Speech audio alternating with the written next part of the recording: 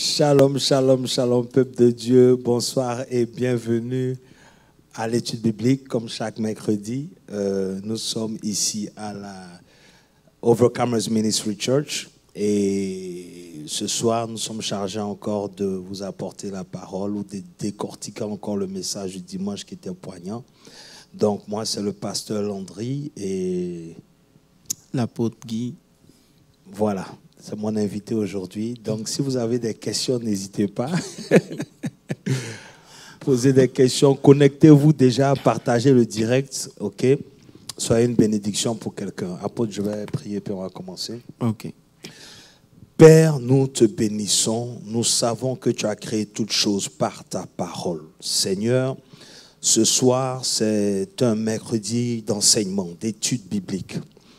Nous comprenons que nous ne pouvons pas comprendre tes Écritures par notre intellect, par nos habilités, seulement par ton Esprit Saint. Nous prions que tu nous fasses grâce ce soir de mieux te connaître, afin de pouvoir toujours marcher dans tes voies.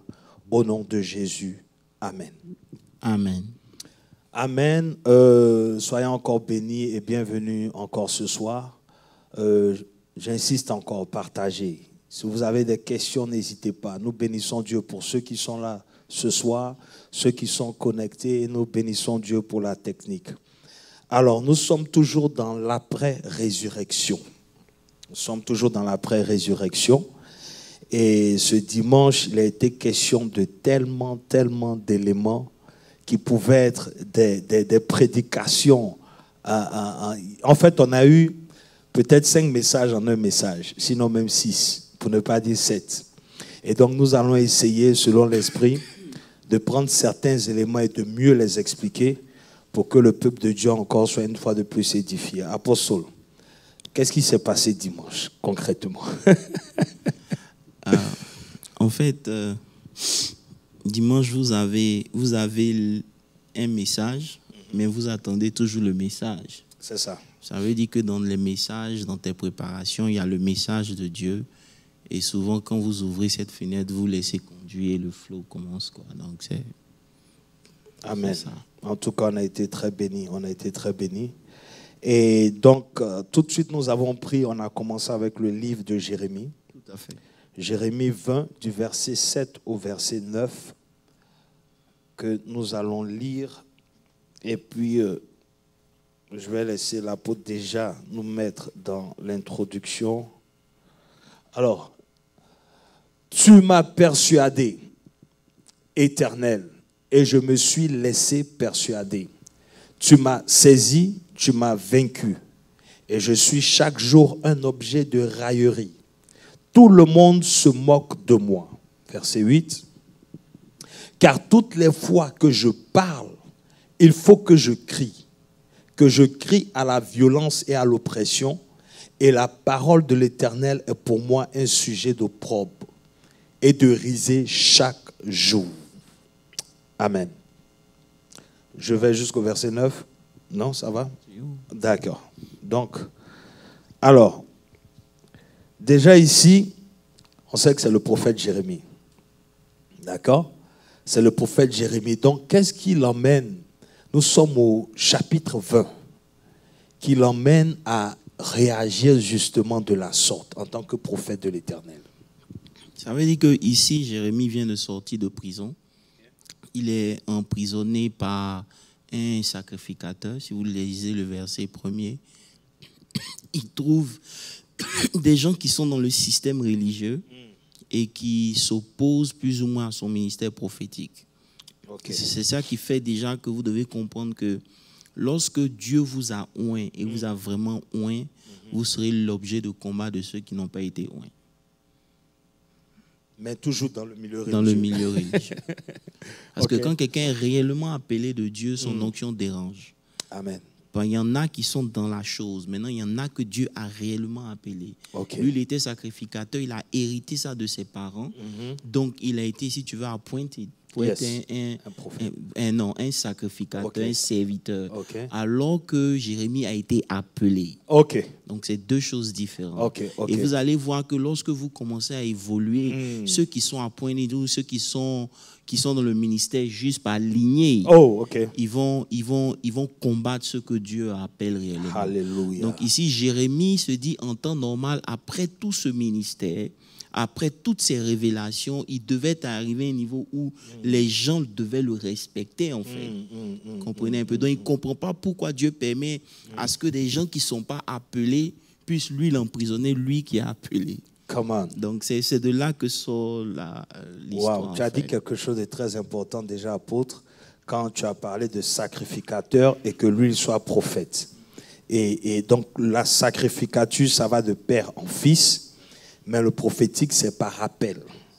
Donc lignée naturelle d'un côté, et j'ai envie de dire appel spirituel de l'autre côté. Ça montre toujours le combat qui aura lieu entre le naturel et le spirituel. Tout à fait. Tout le à fait. naturel combat toujours le spirituel. Wow. Donc, ça détermine encore mieux à comprendre pourquoi c'était les religieux qui persécutaient plus Jésus. C'est la même chose. Et le spirituel est toujours combattu par le religieux ou le naturel. Donc ici, le prophète arrive à un niveau de sa vie. Il estime qu'en temps normal, il devrait pas subir ce qu'il est en train de subir. Ce n'est pas normal. Donc c'est un peu une complainte qu'il fait à Dieu. À Dieu. Parce qu'ici, on est dans Jérémie 20. Donc ça veut dire qu'il a déjà servi Dieu pendant des années. Tout à fait. Et généralement, lorsqu'on sert Dieu, on a tendance à croire qu'arrivé à un certain âge ou à un certain moment de notre ministère, il y a un certain nombre de choses que Dieu doit forcément nous donner. Comprenez Amen. un peu. Amen. Et Amen. c'est un peu cette complainte que beaucoup de chrétiens n'aiment pas voice out, que lui, il voice out. J'ai dit, les chrétiens souffrent dans leur intérieur, ils ont des questions qu'ils veulent poser à Dieu, mais ils n'arrivent pas. Est-ce que tu comprends un peu? Tout à fait. C'est dit en temps normal, il devrait être mieux que le païen. Donc c'est un peu le contexte dans lequel Jérémie se situe, et c'est pour ça qu'il pose la question à Dieu pour dire, mais moi je n'ai pas voulu te servir, tu m'as persuadé. Yeah. Tu as dit, tu m'as blagué, je suis venu. Et maintenant, mon ministère est devenu un sujet de raillerie. Tout le monde se moque de moi. Comprenez un peu? C'est-à-dire que quand vous êtes en train d'obéir à Dieu, ça va toujours contre le sens commun. Amen. Et quand ça va contre le sens commun, il y a toujours une certaine moquerie. Vous prenez le cas de Noé. C'est tout ça la substance dans laquelle un homme, enfant de Dieu, doit marcher. Il y a une conviction qui doit accompagner l'enfant de Dieu parce qu'il sera toujours opposé à ce que Dieu lui demande de faire. Il y aura toujours une certaine opposition. Waouh, ça interpelle, apôtre, parce que, comme tu dis, c'est un prophète. Nous sommes au chapitre 20 de son ministère. Et c'est Dieu qu'il est en train de servir. Il se met à la disposition de Dieu. Et c'est l'impression que nous avons, ou je veux dire, c'est des fois le message, le faux message qui est véhiculé, où on te fait croire que tu viens à Jésus et tout sera beau, tu vas réussir, tu auras ceci, tu auras cela, et automatiquement quand tu viens à Christ et que j'ai envie de dire, des persécutions se lèvent parce que tu te mets à sa disposition. Des fois, tu peux penser même que tu es sur le wrong, tu n'es pas sur le chemin de Dieu, en fait. Tout à fait. Tu peux croire que, bon, est-ce que je suis dans la bonne église? Parce que je me rappelle une fois, concrètement, une sœur qu'on avait reçue, et tout de suite, elle a perdu son boulot. Elle a perdu son travail. Les choses ont commencé à être difficiles. Elle a fui.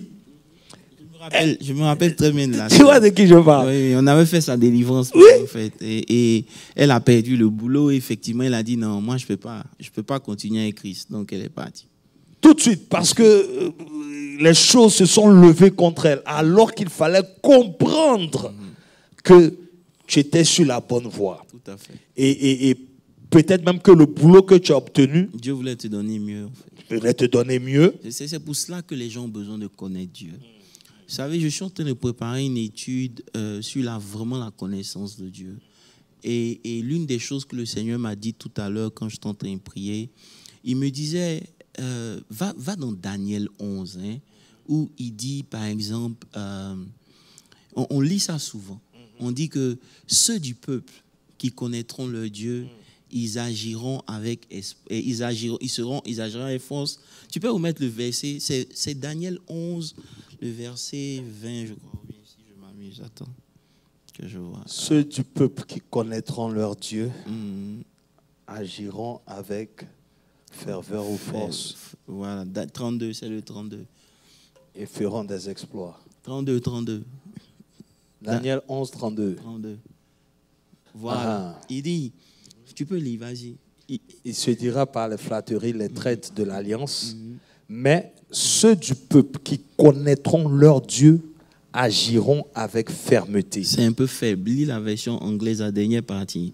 But the people who know their God, they shall be strong and carry out great exploits.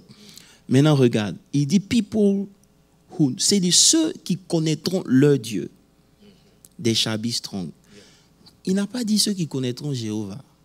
C'est vrai que le Dieu ici est mis en majuscule. Tout à fait. Mais regardez quelque chose. Si ton Dieu, c'est l'esprit des eaux et que tu le connais, tu es fort. Reprends encore. Prenons un homme mystique. Parce qu'il connaît son Dieu, il est fort. Yeah. Il est dans l'office, personne ne peut le faire tomber. Mm-hmm. Pourquoi? Parce qu'il connaît le Dieu qu'il adore. Et puis il a mis their God. Ça veut dire quoi? C'est-à-dire que celui qui connaît son Dieu, peu importe le Dieu qu'il connaît, il y a quelque chose qui se passe, il y a une force qui lui est communiquée. Amen. Et parce qu'il connaît son Dieu, il fait des exploits. C'est pour ça que le féticheur qui adore l'eau, il est fort quand il arrive physiquement quelque part, il est fort, tu comprends un peu, et il fait des choses parce qu'il connaît son Dieu. Tout à fait. Tout à fait. Donc, la force que tu as, elle est déterminée par la connaissance du Dieu que tu dis que tu sais. Amen. Donc, si les chrétiens ne sont pas forts, c'est simplement parce qu'ils ne connaissent pas leur Dieu. Donc, s'ils ne connaissent pas leur Dieu, ils ne peuvent pas faire d'exploits. Alléluia. Apôtre, tu ouvres des grandes parenthèses. Il ne faut pas faire ça. Parce que tu as dit qui connaîtront. Et en même temps, tu dis, là, ce n'est pas Jéhovah. C'est trop fort, ça. Non. Parce que, justement, bon, on peut... Non, mais oui, c'est vrai. Pasteur Landry, on peut juste faire une pause de 2 minutes. Ceux qui connaissent le Dieu, ça veut dire que leur Dieu... Pourquoi aujourd'hui, beaucoup de gens refusent de devenir chrétiens? Vous parlez avec des gens qui sont animistes. Ils vont te dire que votre Dieu ne peut rien me faire. Tout à fait. Parce que le Dieu que moi j'adore là, il m'a ouvert les portes, il m'a béni. Si vous prenez le livre de Actes 16 par exemple, où la Bible parle d'une femme qui était pilotée par un esprit de python. Yes. Et la Bible dit, si vous lisez le texte, la Bible dit, elle rapportait un gain énorme. Tout à fait. À ses maîtres. Tout à fait. Vous comprenez un peu? Donc, parce que l'esprit de python était là, l'argent aussi était là. Donc, quelqu'un comme ça, si tu n'as pas la puissance de Dieu pour lui prouver le contraire, quel évangile tu lui prêches? Pourquoi tu veux que je laisse mon Dieu qui me donne une certaine force, une certaine autorité? Quand j'arrive quelque part, les gens se taisent. Je vois les fruits de sa présence dans ma vie pour suivre un Dieu qui toi-même n'a pas changé ta vie. Powerful. Ça, c'est une Donc, intro. ça veut dire que lorsqu'on arrive au niveau de la connaissance de Dieu, on n'a plus besoin d'évangéliser. Parce que la présence de Dieu qui est réelle en nous fait le travail. C'est ce que Jésus a fait. Est-ce que quand Jésus arrive se jasser, il lui parle de la repentance? Non. Non. Le salut est entré dans sa maison. Zachée lui-même dit, si j'ai pris l'argent et quelqu'un il rembourse 4 fois. Tout à fait. Jésus n'a pas parlé, réponds-toi. La présence. Il n'a pas dit rembourse quoi que ce soit. C'est ça. C'est là-bas qu'on doit arriver. Ça veut dire que tu transportes la présence du Dieu que tu sais et sa présence maintenant fait le travail. Amen. Le seul problème, c'est que nous ne sommes pas des vases qui peuvent transporter Dieu. Et c'est là où il y a l'échec. Et ça se fait par la connaissance. Ça se fait par la connaissance. Gloire à Dieu. Amen, amen. En tout cas, c'est un preview pour des messages qui arrivent. Tout à fait. Amen. Donc, on va à Jérémie 15, 19. Justement, donc Jérémie, ici, il a un problème. Et c'est le problème qu'on a. Ça veut dire que vous avez vu que dimanche, on a mis la notion sur le fait qu'on doit comprendre que nous ne sommes pas sur la terre du fruit de nos parents. Non. Quand vous allez dans Jérémie 1 à partir du verset 5, il dit « Avant que tu ne sois formé dans le sein de ta mère, je te connaissais. » C'est pour rappeler au prophète que sa naissance ou sa venue sur la terre n'est pas le ressort de ses parents, mais c'est Dieu qui a décidé. Et lorsque on perd de vue cette réalité dans laquelle c'est Dieu qui, parce qu'il voulait qu'on existe pour lui, automatiquement, on a notre propre agenda. Et c'est dans notre propre agenda qu'on veut imposer Dieu. Et lorsque Dieu ne vient pas dans notre agenda, on est frustré. Parce qu'au début, on ne comprend pas jusqu'à présent que si on vit, c'est parce que lui, il veut. Tu n'as pas vécu au temps de Moïse parce que c'était pas toi qui devais vivre au temps de Moïse. Il a choisi que tu vives à une certaine période. Notre Dieu calcule toutes choses. Yes. Il a prévu que tu viennes à une certaine période. Il t'a formé de la manière dont tu es. Il t'a donné les aptitudes que tu as pour d'abord accomplir sa volonté. Pas ta volonté. Maintenant, lorsqu'on prend la puissance de la résurrection pour dire que Dieu a dit, si je crois, mais attends, avant que Dieu ne fasse et qu'il démontre sa puissance, puisqu'il est question de l'après-résurrection, il nous faut comprendre qu'on a été sauvés pour lui. Maintenant, combien de chrétiens dans leur journée ou dans leur vie quotidienne mettent cette question-là comme point de départ dans les activités qu'ils font? Amen. Amen, amen, amen, amen. Wow. Donc c'est ici Dieu pour appeler à tous ceux qui nous écoutent que souvent on a tendance qu'on est maître de nos vies. On pense qu'on peut décider. Non. En fait, c'est très capital, apôtre, parce que on vit, j'ai envie de dire, on vit en société. Et ce qu'on voit autour de nous nous affecte parce que on ne, justement, se rend pas compte que quand Dieu t'appelle, il t'appelle toi. Et tu sais qu'il t'a appelé. Donc cette réalité-là, tu es conscient que ça s'applique à toi. Mais maintenant, tu vis dans une société où chacun va qu'à ses occupations. Donc automatiquement, tu perds le fil justement quand tu n'es pas focus sur justement ta mission par rapport à ton appel. Ça veut dire que ta vie ne sera jamais comme la personne qui est à côté de toi. Parce que toi, tu as été créé pour quelque chose. Donc que celui qui est à côté de toi ou dans ta famille le sache ou ne sache pas, parce que toi, tu le sais et que tu te rappelles de ça, tu es OK dans le plan de Dieu. Même si ce n'est pas ce que tu aurais espéré physiquement. Je pense que c'est là où se situe. C'est pour cela qu'il faut que notre rencontre avec Dieu soit réelle et sincère. Parce que, excusez-moi, quand Dieu t'a parlé et que c'est authentique. Pour cela, c'est fort. Hein? Mais oui, parce que regarde, bon, je vais donner un exemple bien simple. Il y a quelqu'un qui m'a écouté, qui m'a approché. Il m'a dit, je ne sais pas qu'est-ce que tu fais dans cette église, parlant de la GV. Il dit, voilà ce que tu dois faire en fait. La manière dont toi je te vois, tu dois avoir une plateforme, tu vois un peu, où tu expliques les mystères et tu te connectes au monde entier. En tout cas, tu n'as pas ta place dans une église. C'est une très bonne idée, n'est-ce pas? Je sais qu'il c'est quelque chose que je dois faire, mais ce n'est pas le moment. Est-ce que tu me comprends un peu? Ce n'est pas le moment, ça c'est un. Et de deux, je sais dans mon fond intérieur que je dois arriver là-bas, mais je ne suis pas encore prêt. Donc qu'est-ce que je fais? J'investis. Parce que vous devez comprendre que le présent, ce n'est pas une salle d'attente pour le futur. C'est un temps de préparation. Est-ce que vous comprenez un peu? C'est un temps de préparation. Donc toi, tu rêves à devenir grand, mais qu'est-ce que tu fais pendant ce temps? C'est pour ça que quand Dieu t'a parlé, tu ne peux pas regarder à gauche ni à droite. Si eux évoluent, tu bénis le Seigneur. Tout ça, ça t'enseigne l'humilité, ça t'enseigne d'être dans la joie. Si le Seigneur bénit Pasteur Landry avec, disons, 2 millions de dollars, dis Amen. Et que Pasteur Landry commence à vivre bien, tu ne sais pas où Pasteur Landry est passé avant que Dieu ouvre cette porte-là. Parce que la vérité, c'est quoi? Chaque onction est pour un territoire. Come on. Yes. C'est pour un domaine bien précis. Vous savez, quand Jacob appelle ses fils et il lance des paroles, des prophéties, vous allez voir qu'avec le temps, ces enfants-là sont devenus un territoire. Tout à fait.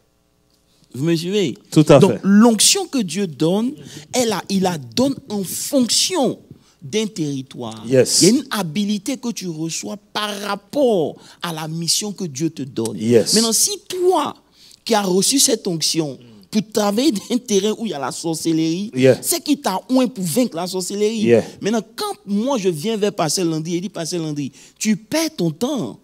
Parce que en principe, là, tu peux partir à New York. Tu comprends un peu? Tu fais quoi dans le village de McKinney, par exemple? Va à New York. En te faisant ça, je suis en train de te faire comprendre que à New York, ça sera plus prospère pour toi. Mais qu'en réalité, Dieu t'a pas oint pour New York. Pour New York, yes. Donc tu arrives à New York, tu n'es plus prospère parce que tu ne comprends pas que chaque grâce que Dieu donne, il la donne par rapport à un territoire. C'est pour ça qu'il y a des gens que vous pouvez combattre sur le territoire, vous n'allez jamais les vaincre. Amen. Pas parce qu'ils sont forts, mais c'est parce qu'ils ont été assignés là. Yes. Donc Dieu les envoie là. Tu comprends un peu? Tout Donc, à fait. peu importe ce qui arrive, ils sont dans leur terrain où Dieu les envoie. Amen. Et ça fait la différence. Et ça, vous pouvez l'emmener dans n'importe quel domaine. OK? Yes. Vous allez voir un business que vous voulez faire parce que telle personne fait ça. Mais j'ai essayé, j'ai vu, c'est pas pour moi. Tu fais le même business, tu investis de l'argent, tu payes. Mais quelqu'un d'autre à côté de toi fait le même business, il prospère. Ça veut dire que c'est son domaine. Amen. Il a reçu la grâce pour ça. Yes. Je ne sais pas si tu comprends un peu. Très bien, très bien, voilà, très bien. Donc c'est un peu ça. Alléluia. Donc ici, Dieu est obligé de rappeler là, il faut qu'on comprenne qu'on a été sauvés pour lui. Tout à fait. Tu comprends un peu? Donc il nous a oint. L'apôtre, à ce niveau-là, parce que il y a beaucoup, j'ai envie de dire, par rapport à tout ce qu'on voit, mouvement prophétique et tout. Je veux dire, l'appel, pour arriver à ce niveau-là, l'appel d'abord. Est-ce que tu peux réagir à l'appel parce qu'on t'a dit ou tu dois forcément, ça veut dire, Dieu doit pouvoir te parler quand même. À un niveau. À un niveau, il faut que Dieu se révèle. Tu vois ce que je veux dire? Ça veut dire que l'appel, généralement, ça commence d'abord dans ton esprit. Dieu commence à t'appeler. Et puis quelqu'un vient confirmer. Voilà. Maintenant, si toi, tu attends que quelqu'un vienne confirmer, mais quelqu'un from nowhere, quelqu'un te dit, oui, tu es prophète, tu ne méprises pas. Parce que tu ne sais pas. Donc, tu prends cette parole et tu vas en prière. Et tu pries. Si le Seigneur ne t'a pas convaincu, ne le fais pas. Parce que ce qui va te donner de résister dans les temps difficiles, c'est la parole que tu as reçue. Tant que cette parole n'est pas venue, exactement, et que tu t'es engagé, c'est comme on dit généralement, Dieu t'a bipé, il ne t'a pas appelé. Tu réponds au bip de Dieu, tu n'es pas appelé. Amen, amen, voilà. amen. Donc ce que c'est pour dire quoi? C'est que le temps de préparation est important. Et ce qu'on remarque encore, c'est qu'on a été sauvés, mais on ne nous a pas appris à vivre cette vie de sauvé. Comprenez? On n'est pas prêt pour les challenges de la vie chrétienne. C'est pour ça que vous allez voir que là, on a lu dimanche que Dieu les fait passer par un chemin plus long, quoique le chemin était court, de peur qu'ils retournent en voyant la guerre. Exactement. Ça veut dire qu'ils sont sortis de l'Égypte, mais ils ne sont pas prêts pour vivre sur la terre promise. Non. Et c'est la même chose pour nous. On est sortis du monde, on est devenus chrétiens, mais on n'est pas prêts pour vivre dans la terre promise qui est spirituelle. C'est pour cela qu'aujourd'hui, on regarde aux choses physiques, alors que nous sommes des êtres spirituels. Je ne sais pas si tu comprends ce que je suis en train de dire. C'est clair. Parce que, il avait dit quoi? En 11 jours, ils pouvaient passer par un certain chemin, mais Dieu a dit non. Ils sortent déjà avec une mentalité d'esclave. Après 400 ans d'esclavage, Dieu qui t'appelle, ça veut dire que... Merci beaucoup. Merci beaucoup, merci beaucoup. Dieu qui t'appelle, amen, amen, il te connaît, il connaît ton habilité, il connaît ton potentiel, il sait ce dont tu es capable et il sait où il t'amène. Donc, lui, sachant cela, comme tu as dit, il te fait prendre un chemin. Tu peux faire 11 jours là, mais il te dit, passe par la mer Rouge. Donc, toi, si tu n'es pas connecté, tout de suite, qu'est-ce que tu peux penser? Tu peux te... Attends, mais pourquoi tout le monde fait ça et moi, je ne fais pas ça? Pourquoi tout le monde passe par là, mais moi, je ne passe pas par là? Et c'est ce que tu as expliqué. À cause de ce qu'il veut faire avec toi et sachant où il t'amène, donc dans ton parcours, qui est ta préparation en même temps par rapport à toi, il te fait passer là où il veut te faire passer. C'est pour cela que dimanche, si tu te rappelles, on a ouvert concernant le mystère de ta vie. Lorsque Dieu appelle Jérémie, Jérémie n'est pas encore dans le sein de sa mère qui le connaît. Yes. Il dit ceux qu'il a connus d'avance, il les a aussi appelés. Yeah. Donc il oint Jérémie pour être prophète. Tout à fait. Avant de le mettre dans le sein de sa mère. De sa mère. Donc ça veut dire que la vie de Jérémie est cachée. Seulement Dieu sait. Yeah. Jérémie est dans le sein de sa mère. Même si le diable a des informations, il n'a pas toutes les informations. Tout à fait. Parce qu'il n'était pas là lorsqu'on créait Jérémie. Rappelez-vous de ça. Il n'était pas là quand on te créait. Donc il n'a rien de toi, il ne connaît rien. Donc aussi longtemps que ton étoile ou ta destinée est dans la main de Dieu, il ne peut pas toucher. Il ne peut pas toucher. Mais Dieu met ça dans un homme. Est-ce que tu comprends un peu? Yes. Il met ça en toi. Ah. Peu importe la grandeur de ta destinée, parce que ça y est en toi, c'est attaquable. Amen. Me suivez? Donc, qu'est-ce que le diable fait? Le diable, ne sachant rien, il attend lorsque Jésus, après le baptême, une voix se fait entendre pour dire, celui-ci est mon fils bien-aimé. Automatiquement, il sait que, lui, là, il a un grand appel. Est-ce que tu comprends un peu? Donc, allons attaquer ce qu'il a.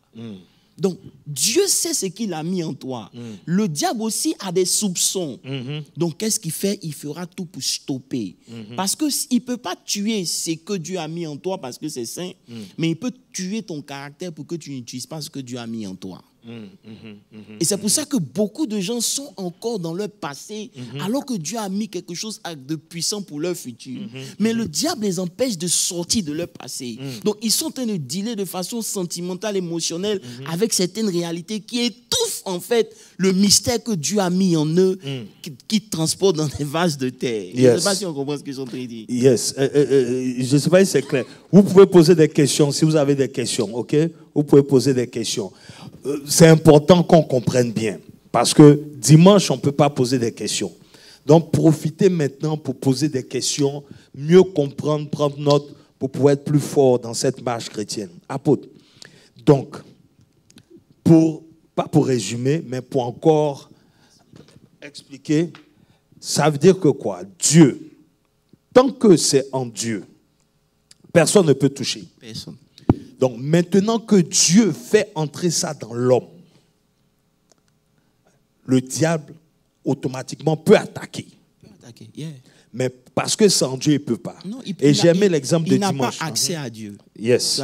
Aussi longtemps que ta destinée est en Dieu, il n'a pas accès à ça. Mais lorsque tu rentres dans la chair, parce que la chair a été condamnée. Tout à fait. Voilà. Et c'est pour cela que vous savez tous que Jésus est Dieu. Voilà. N'est-ce pas? Jésus est Dieu. Tout à fait. Personne ne peut toucher Dieu. Mais la différence entre Dieu le Père et Jésus, c'est la chair. Yes. Quand Dieu devient dans la chair, le diable peut aller l'attaquer. Tout à fait. Vous comprenez? Yes. Mais lorsqu'il est le Père, Dieu le Père, le diable ne peut pas l'attaquer. Tout à fait. C'est pour ça que dans le combat, à la tentation, un moment, Jésus dit, mais tu ne tenteras pas ton Dieu. Yes. Est-ce que vous comprenez un peu? Tu ne peux pas tenter ton Dieu. Donc les juridictions sont différentes. C'est clair. Et les réactions ou les contre-attaques sont différentes. Donc chaque endroit a sa méthode. C'est ça. Et ses réalités. Donc sur la terre, parce que la chose de Dieu est dans l'homme, automatiquement le diable peut attaquer. Ok? Alors c'est pour ça que je veux aussi préciser pour dire que déjà vous comprenez que votre appel ne vient pas de vos parents, votre appel ne dépend pas de vous-même, c'est quelque chose que Dieu a décidé. Tout à fait. Si vous ne retournez pas à cela, vous serez perdu. Amen. Parce que vous devez comprendre que Dieu opère avec un cycle. Yes. Vous comprenez un peu? Il dit, tu es poussière, tu retourneras à la poussière. C'est-à-dire que tu as quitté un point A, tu vas retourner à ton point A. Tout à fait. Tu as commencé poussière, Yeah. sur la terre, tu finiras poussière. Alors que Mais nous- dans le spirituel, tu n'as pas commencé poussière, tu Comment? commences esprit. Yes. Tu retourneras esprit. Donc si tu ne parviens pas à découvrir ce que l'esprit a dit de toi pendant que tu es sur la terre, tu n'es pas en train de vivre la vie que tu devrais vivre. Amen. Et c'est ça l'essentiel. Et c'est ça qui est l'essentiel. Yes. On est sur la terre simplement pour pouvoir découvrir ce que Dieu avait décidé nous concernant, faire l'œuvre à laquelle il nous appelle, Tout et puis à on fait. retourne. On va retourner à Dieu en esprit. Amen, Mais amen, amen. si tu n'es pas prêt, tu ne seras pas proche de Dieu. Il y a Alléluia. des gens qui disent non, même s'il y a un petit tabouret, c'est bon. Maintenant, imagine, Et ça, c'est... lorsque tu arrives au ciel et puis on te dit, mais attends, est-ce que tu sais, toutes ces choses que tu devais réaliser sur la terre, tu ne l'as pas fait? C'est pire que être au paradis seulement. Non. C'est pour ça que Paul dit que moi, j'ai achevé ma course. Quelle était la course de Paul? Comment il a découvert sa course? Il a connu sa course. Il dit, j'ai achevé ma course. Désormais, la couronne de gloire et de justice, mais comment on appelle ça? Il dit, mais la mort met un gain. Parce qu'il est arrivé à ce Et tu niveau-là. as peur de mourir quand tu n'as pas accompli ta mission. Parce que ton esprit te dit que tu n'as pas fini. Donc, quand tu sens que l'amour arrive, tu commences à prier en langue en même temps. Maintenant, dès que c'est parti, tu ne retournes plus à ta mission, tu continues ta vie. Vas-y. Question.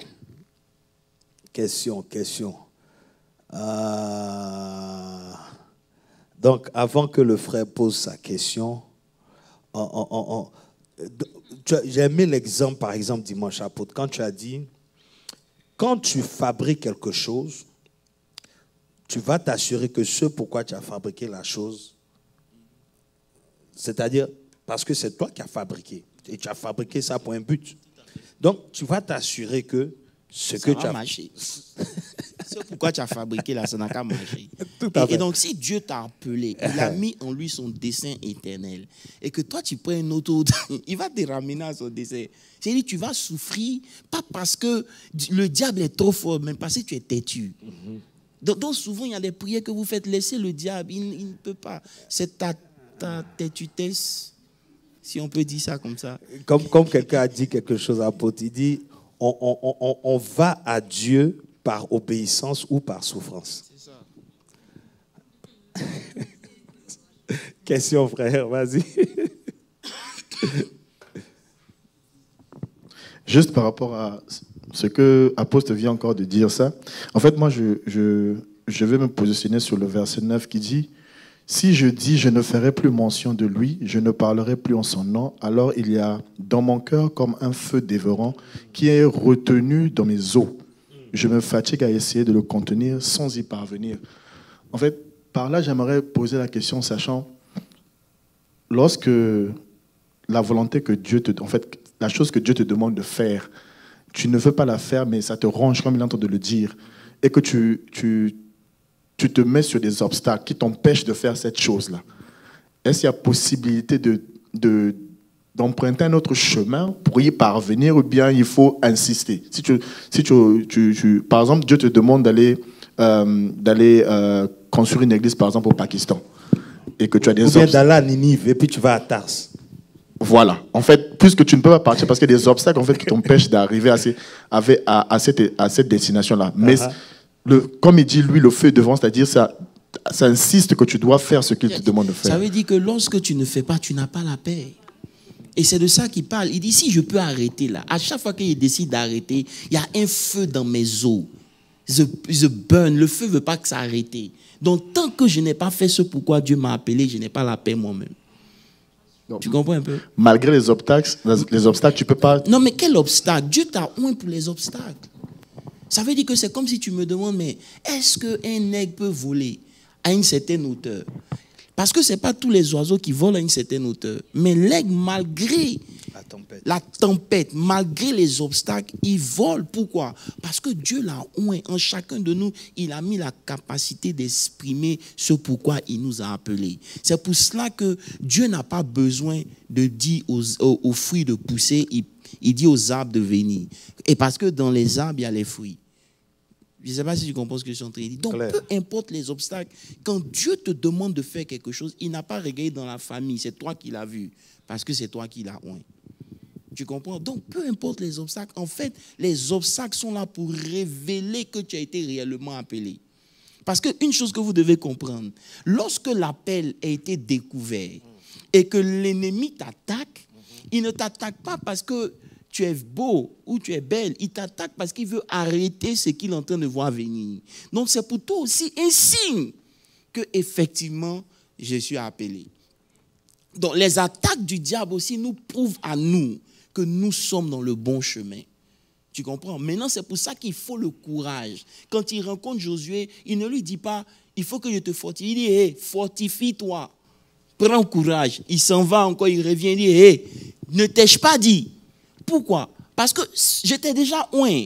Je t'ai donné la capacité de faire partie de ce peuple-là, de l'emmener dans sa terre. Mais ce qui va te manquer, c'est le courage. Parce que si tu n'es pas courageux, Jéricho va te faire peur. Et c'est ça. Beaucoup d'enfants de Dieu ne sont pas courageux. Beaucoup d'enfants de Dieu voient, par exemple, une relation qui ne marche pas comme la fin du monde. Non.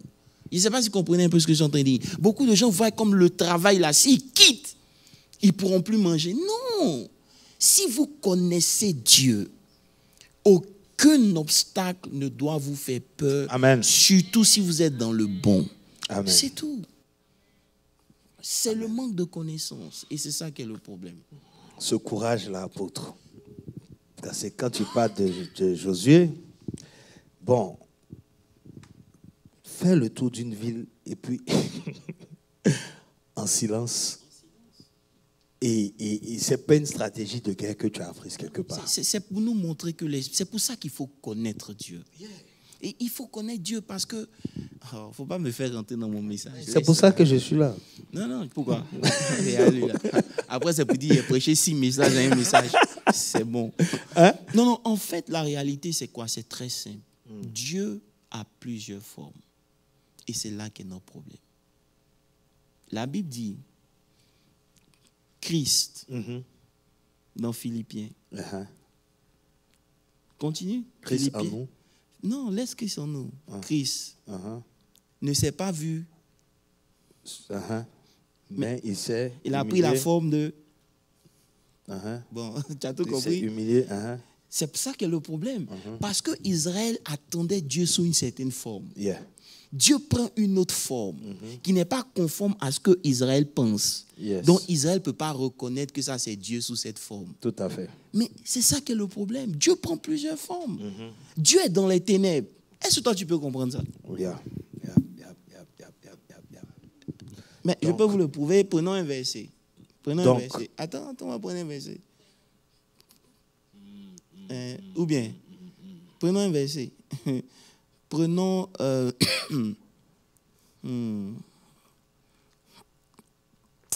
1 Roi 8, verset 12.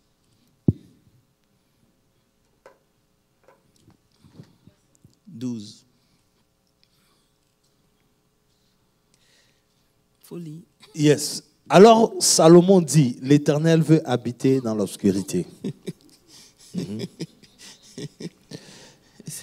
Dwell in the dark cloud.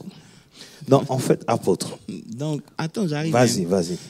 Dieu, il est lumière, mais il veut habiter dans les ténèbres. C'est deep. Je vous invite à un de ces dimanches. Amen. Juste pour dire que tu dois connaître Dieu. Parce que si tu ne comprends pas les formes que Dieu peut prendre, tu peux te perdre. C'est pour ça qu'aujourd'hui, la forme que Dieu a prise en tant que l'Esprit Saint, ça nous fatigue. Beaucoup. Tu comprends? Voilà. En fait, apôtre, c'est-à-dire que je me dis qu'on va toujours chercher à connaître Dieu à cause de ça. L'éternité même ne peut pas nous permettre de le croire. Voilà. Donc, c'est au moment où tu arrives à ce niveau d'assurance-là que tu te dis que tu connais Dieu à un certain niveau, ou bien c'est... Tu vois ce que je veux dire? Parce que... Ça veut dire que tu prends le cas de Daniel. Sa connaissance de Dieu faisait qu'il n'avait pas peur de l'homme. Est-ce que tu comprends un peu? Donc c'est quelque chose c'est une substance qui naît en toi. Cette connaissance que tu as de Dieu crée quelque chose en toi. Non, maintenant le problème c'est quoi? Je vais t'expliquer. Cette connaissance-là, elle se fait sur la base de sa parole. Ça veut dire qu'on a dit ici que les paroles de Dieu sont les choses de Dieu. Quand Dieu veut te donner quelque chose, il ne te donne pas cela physique, il te donne une parole. Sa parole devient la chose. Vous comprenez un peu? Donc, plus de paroles que tu as, plus de choses de Dieu tu auras aussi. Tu comprends? Donc, lorsque tu veux le courage, tu ne le trouves pas dans ton gros cœur. Non. Le courage, tu le trouves dans la parole de Dieu. Il y a une connaissance de Dieu qui fait que tu es convaincu que peu importe la puissance de la sorcellerie, elle ne pourra jamais t'ébranler. Amen. Amen. Jamais. Amen. Amen. Tu comprends un peu? Parce que ce que la sorcellerie utilise, Dieu utilise plus grand que ça. Tout à fait. Je prends un exemple. Le diable emmène le péché. Dieu devient quoi? Péché. Ok. Le diable emmène la mort. Dieu fait quoi? Il fait la mort. Ok. Donc, ce que le diable prend pour travailler là, Dieu est la chose. Amen, amen, amen, amen. Il n'y a pas de questions. Hein. Vous me laissez seul poser les questions.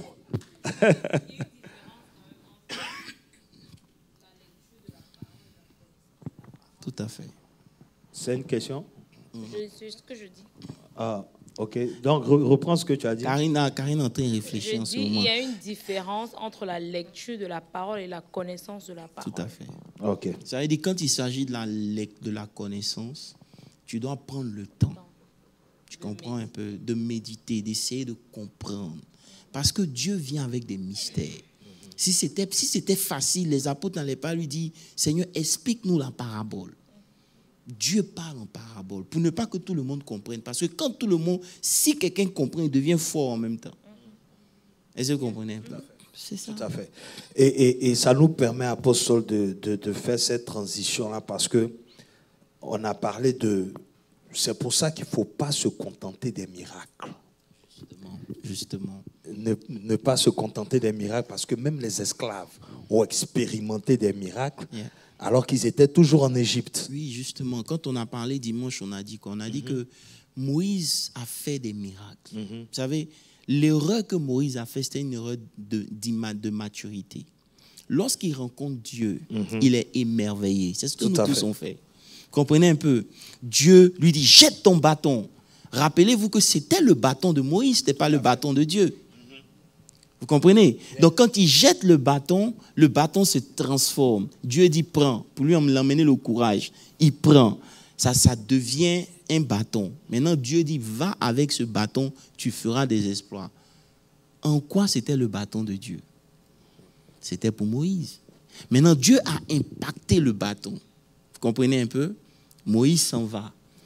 Moïse fait les miracles que des esclaves ont expérimentés, mais ça ne les délivre pas. C'est pour dire quoi? C'est puissant. C'est la vérité. Pour dire qu'aujourd'hui où nous sommes, les gens cherchent plus de miracles que de connaître celui qui fait les miracles. Amen, amen. Mais un miracle ne garantit pas que tu es libre. Une prophétie, c'est ce que je disais dimanche. Pasteur Landry, si toi et moi, nous travaillons ensemble et qu'on ne se parle pas, il y a un problème. Tout à fait. Pourquoi quand Dieu maintenant parle à ses enfants, c'est exceptionnel? C'est exceptionnel parce que nous ne sommes pas à la place que nous devons être. Amen. Sinon, en temps normal, Dieu qui crée la bouche ne parlera-t-il pas? Tout à fait. Dieu qui t'envoie en mission, il ne va pas te parler. Dieu qui veut t'utiliser, il ne va pas t'inspirer.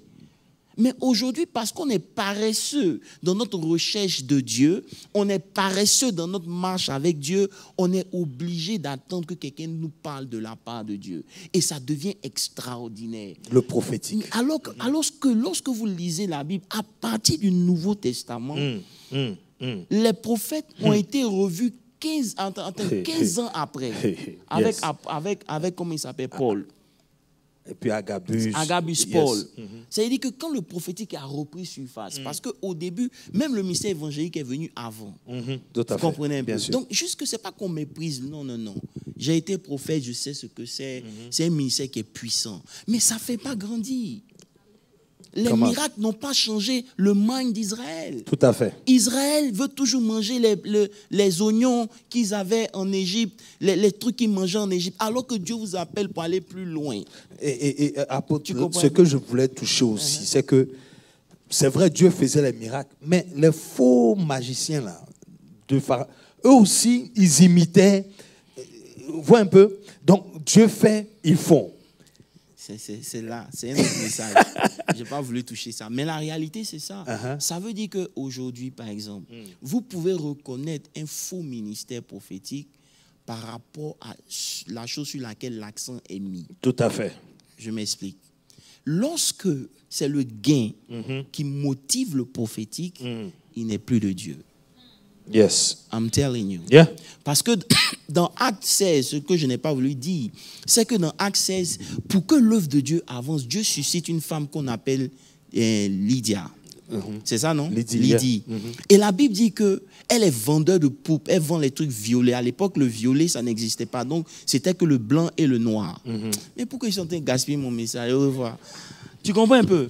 Donc, Dieu l'a bénie. Elle est bénie et elle dit à Paul, ne vous inquiétez pas, venez chez moi. Elle supporte le ministère. Et le ministère est en train d'avancer. Qu'est-ce que le diable fait? Il voit que si il laisse ça comme ça va se gâter. Donc, qu'est-ce qu'il fait? Il suscite maintenant la femme qui a l'esprit de Python. Tout à fait. Maintenant, rappelez-vous, si vous lisez bien votre Bible, vous allez voir que Paul rencontre Pierre à l'espace de la prière. Paul rencontre cette femme aussi à la prière. Tout à fait. Donc, le diable envoie aussi son Lydia dans l'église, à la prière. Et comme elle a un esprit de Python, elle commence à prophétiser. Si on était ici, on aurait dit, il faut être notre pasteur. Amen. Amen. I'm telling you. Ils vont dire, faut être notre prophétesse. Faut être notre maman prophétesse. Pourquoi? Parce que vraiment, les choses que tu fais, il a fallu qu'un homme de Dieu de la trempe de Paul vienne avec un esprit de discernement. On peut même aller plus loin pour dire que tout ce qu'elle a dit n'était pas faux. C'était vrai. Elle dit, voici des serviteurs du Très-Haut. Mais l'esprit qui est derrière, si vous êtes des enfants spirituels, vous allez être éblouis par son ministère. Mais la Bible dit qu'elle apportait un grand gain à ses maîtres. Ça veut dire qu'ils utilisent le python pour se faire de l'argent. Suivez-moi très bien. C'est tout un enseignement. On est dans les derniers temps. Je veux vous dire quelque chose. On est dans un temps où vous n'avez pas le droit d'être bébé. Vous allez mourir.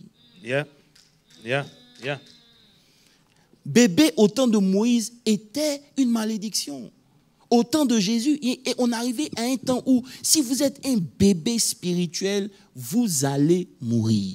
Amen. Et c'est ce qu'on voit aujourd'hui. Est-ce que vous comprenez un peu? Donc le diable envoie une autre personne dans le même milieu pour combattre l'œuvre qui est là. Mais il ne vient pas avec des cornes, il vient avec un esprit de python. Yes. Donc si toi, tu n'es pas mature spirituellement, on dit, oh toi, je vois, tu vois, et puis quoi? Le diable aussi voit. Maintenant, si tu n'as pas grandi pour comprendre que, hey, ce qu'il voit, c'est bien. La preuve, Jésus a dit à ses apôtres, oh, les démons nous étaient soumis. Le diable, tout ça. Jésus dit, oh, c'est vrai, j'ai vu le diable tomber. Mais je vous dis quelque chose. Réjouissez-vous plutôt que votre nom soit inscrit dans le livre. C'est-à-dire que votre nom qui est inscrit dans le livre de vie, là, vous devez veiller à ce qu'il soit maintenu. Ce n'est pas les démons que vous chassez. Amen. Parce que les malades que vous guérissez, les démons que vous chassez, vous le faites en mon nom. C'est moi qui fais qu'ils partent. Ce n'est pas vous. Vous devez me servir et veiller à ce que votre nom reste dans le livre. Si vous n'êtes pas mature, vous ne pouvez pas. On vient de gaspiller au moins 10 messages comme ça. Alléluia. Tu comprends? Amen, donc, pour revenir sur Moïse, comme on parlait, tu vois que Moïse a fait beaucoup de miracles. Mais Pharaon ne les a pas laissés partir. Yes. À chaque fois qu'ils font un miracle, Pharaon dit, hey, Moïse est petit. Il a te montré que moi aussi je peux faire. Il fait aussi. Mais l'idéal serait que, par exemple, si moi, je transforme l'eau en vin, que toi, tu es trop puissant. Retransforme-en en l'eau. C'est ça. Mais eux, ils ne font pas ça, ils transforment l'eau aussi en vin. Bref, c'est une manière de Imitation. parler. C'est une imitation. Ils ne peuvent pas faire un certain nombre de choses, ils sont limités. Jusqu'à ce que maintenant, Dieu dit à Moïse, bon, trop c'est trop. Yes. Tu as tout essayé, le pharaon ne va pas vous laisser. Mais, je passerai. Yes. Ça veut dire que jusqu'ici, Dieu n'était pas encore en Israël. C'est En Égypte, Moïse en en Égypte. C'était Moïse et son bâton qui étaient en Israël. En Égypte. En Égypte, du moins. Donc, tout ce que Moïse faisait, Dieu, il les regardait. Pourquoi? C'est pour dire que vous pouvez faire des choses pour Dieu avec quelque chose que Dieu vous a donné, mais cette chose ne sera jamais Dieu. Amen. Et Amen. cette chose ne peut pas prendre la place de Dieu, même si c'est venu de Dieu. Amen. Dieu ne partage pas la place, hein. Il est la première place où il n'est pas à la place. Yes. Je ne sais pas si vous me comprenez. C'est clair. Dieu, il a la première place où il n'est pas à sa place. Il ne partage pas sa place avec quoi que ce soit, même si c'est lui qui t'a donné. Ça veut dire que si tu vénères ton ministère, ta position, ton appel, plus que ta communion avec Dieu, Dieu va se retirer de ton ministère, Yes. il va te laisser ton ministère. Amen. Parce que ton ministère, ce n'est pas Dieu. Dieu n'est pas ton ministère. Amen. Vous me suivez? Jusqu'à ce que Moïse, maintenant, Dieu dit, bon, je viens. Donc, excusez-moi. Quand Moïse vient, Dieu dit, avant que je ne vienne, il faut tuer l'agneau. L'agneau est très simple. Tuer l'agneau, c'est quoi? Il faut manger. L'agneau, c'est qui? Yes. L'agneau, c'est qui? Karina, c'est qui l'agneau?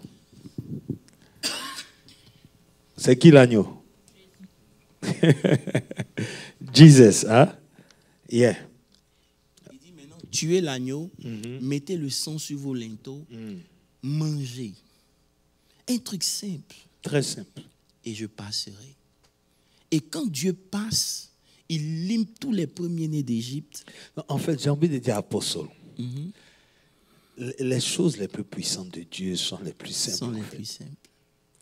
C'est-à-dire que ce qui allait déterminer leur délivrance était juste un effet d'obéissance à leur niveau. Justement, et j'en arrive. Hein. C'est de ça que je suis en train de parler. Il fallait tuer l'agneau, il fallait le manger. Ça ne peut pas make sense à ton esprit. Non. Est-ce que tu comprends? C'est ça qu'il y a des choses que Dieu souvent te demande là. Parce que si avec les miracles là, on ne nous a pas laissé. C'est pas manger agneau. Pourquoi c'est manger agneau là, on va pouvoir sortir? Alors que Dieu vient lorsque l'agneau est mangé. C'est pour ça qu'on a dit, quand Dieu veut changer ta vie, il change ta nourriture. Quand Jésus était sur le point de partir, qu'il voulait leur confier leur mission, il dit, je vous donne mon corps, mangez. Je vous donne mon sang, buvez. Yes. Parce que c'est ce que tu manges que tu deviens. C'est pour ça que Dieu dit à Josué, médite la parole nuit et jour. Mange la parole nuit et jour. Yes. C'est alors que tu réussiras dans tout ce que tu feras. Ne te détourne ni à d'autres. Mange seulement. Médite matin et soir. Vous allez voir que les chrétiens, quand ils ont ouvert leur Bible, c'est le dimanche. Ils n'ont pas un temps personnel où ils disent, Seigneur, parle-moi. C'est-à-dire que leur relation avec Dieu, elle est superficielle à un niveau où ils ne peuvent pas entendre Dieu. Donc Dieu ne peut pas venir. Parce que c'est quand tu manges l'agneau que Dieu maintenant vient. Donc la séparation des choses viles et des choses précieuses. Voilà. Et c'est ce qu'il a dit à Jérémie. Il dit à Jérémie dans Jérémie 15, si tu sépares ce qui est vil de ce qui est précieux, tu seras ma bouche. Mais alors qu'ici, on est dans Jérémie 15. Jérémie prophétise déjà.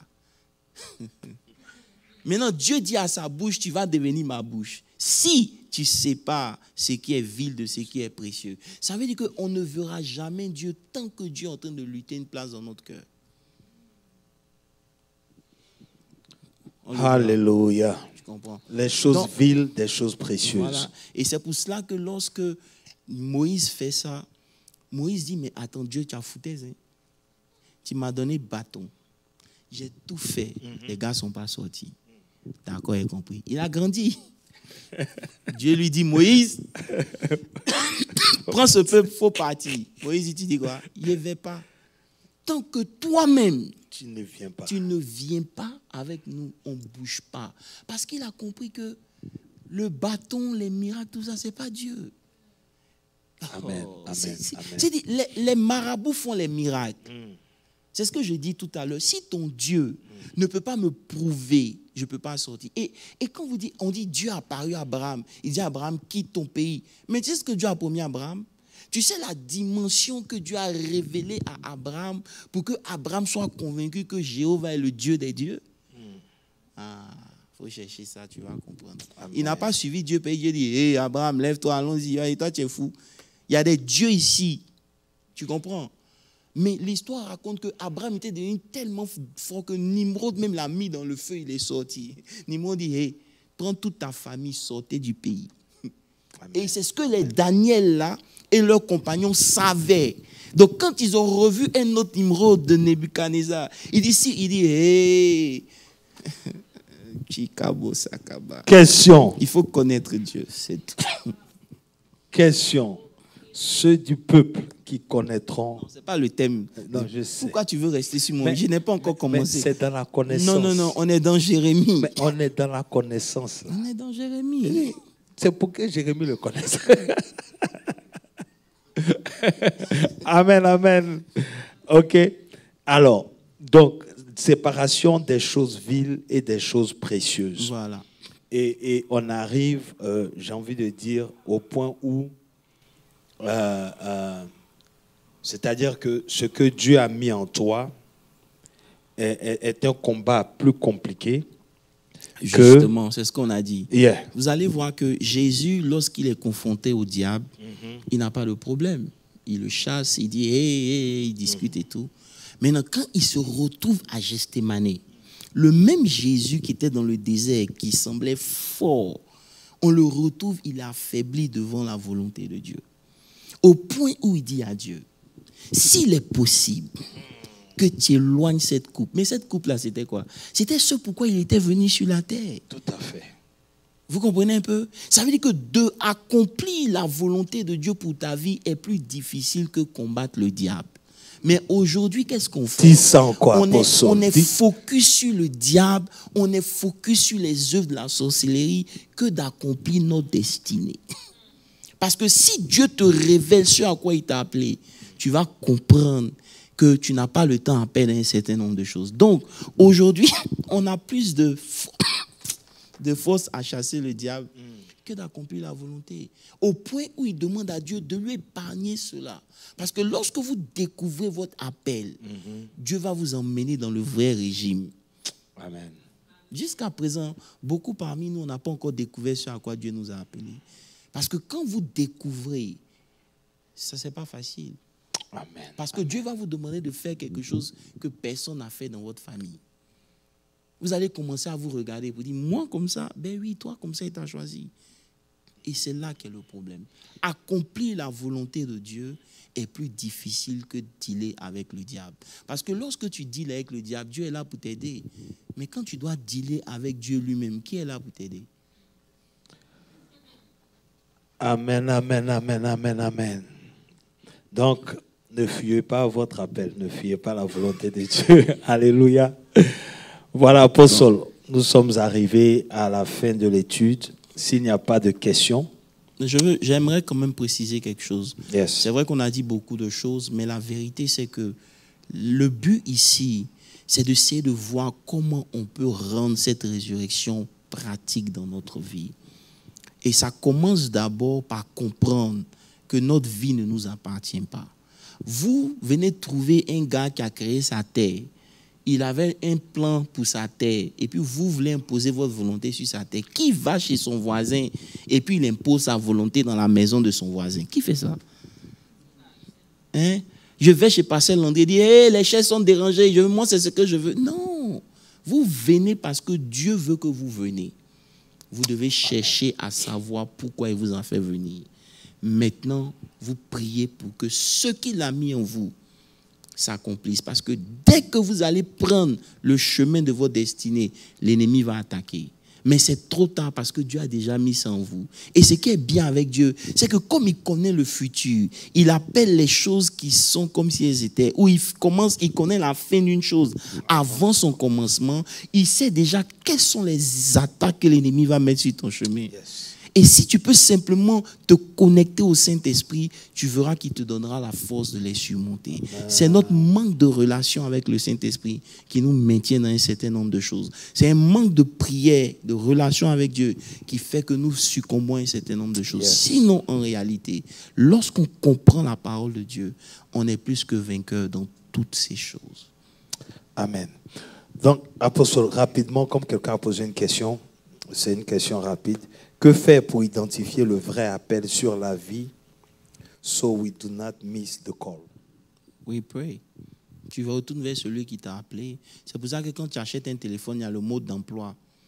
C'est lui qui a créé, il a mis son mode d'emploi. Donc, tu ne peux pas décider de toi-même. Tu es trop faible. C'est-à-dire, tu peux être intellectuel, tu peux avoir de grands diplômes, mais ta destinée est spirituelle. Donc, tu dois aller. C'est des choses qui ne sont pas montées à ton esprit, mais qui sont révélées par le Saint-Esprit. Donc, monte vers le Saint-Esprit afin que Dieu te révèle et découvre ta destinée. En tout cas, great. Merci beaucoup, apostole. Et avant que tu pries, en fait, d'après ce que tu dis, tu vois, je vois qu'on investit plus dans ce qui est vil, en fait. Parce que si c'est ce qui est précieux, si c'est ce pourquoi Dieu nous a appelés, donc on a plus investi dans la recherche, dans la prière. Ce sont des choses qui prennent du temps. Ce ne sont pas des choses qui se révèlent du jour au lendemain comme ça. On fait des études pour tellement de choses pendant des années, mais quand il s'agit de ce qui est important pour l'éternité, on voit ça comme une perte de temps, venir à l'église, et les études bibliques, la prière, la méditation de la parole. Donc vraiment, c'est ma prière à ce niveau-là. C'est pour ça qu'on a dit que vous allez comprendre que voici un homme qui pêche, mais Dieu l'habille. Je ne sais pas si vous comprenez un peu. Ça veut dire que la bénédiction, ce n'est pas ça qui est essentiel. Parce que Adam a péché, mais Dieu va quand même tuer un animal pour dire, tiens, habille-toi. Donc, il bénit les païens comme il bénit les riches. Donc, si pour toi, ce qui est précieux, c'est l'argent, c'est que tu n'as rien compris. Si pour toi, ce qui est précieux, c'est ta maison, ta voiture, ton mari, tu n'as rien compris. Parce que ce qui est vil, là, ce n'est pas le péché seulement. Ce qui est vil, c'est ta manière de voir même la vie. Quelle est l'importance de Dieu dans ta vie? Maintenant, quel est le résultat que ça produit dans ta vie? Connaître Dieu doit produire des résultats. Si ça n'a pas produit un résultat dans ta marche, ça veut dire que tu n'es pas sur le bon chemin. Et ce que Pasteur Landry dit est vrai. Ce qui est vil, là, c'est le temps. Quand tu passes ton temps sur Internet pendant des heures, mais tu ne peux pas prier 30 minutes. Qu'est-ce qui est précieux, qu'est-ce qui est vide? Et cette séparation, ce n'est pas Dieu qui la fera, c'est toi-même. C'est toi qui décides de ce qui est important à cause de ton appel. Nous savons où nous allons, donc on est obligé d'investir dans la connaissance de Dieu. Pour que si tu te retrouves un musulman, tu sais comment tu vas lui parler. Tu te retrouves un bouddhiste, un kejebo, peu importe qui il est, tu sais comment leur parler. Un bouddhiste, tu sais comment. Mais un chrétien aujourd'hui, il rencontre un bouddhiste. S'il n'est pas fort, le bouddhiste est capable de le ramener à lui. Pasteur Landry, voilà. Nous remettre à la grâce de Dieu. Acclamons le Seigneur. Merci.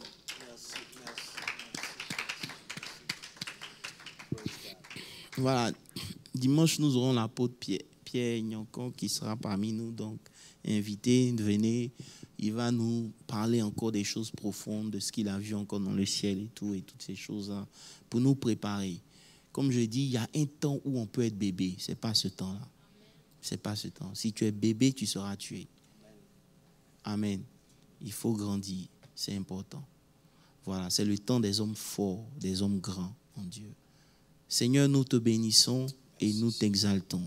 Père, il y a un prix à payer pour accomplir sa destinée.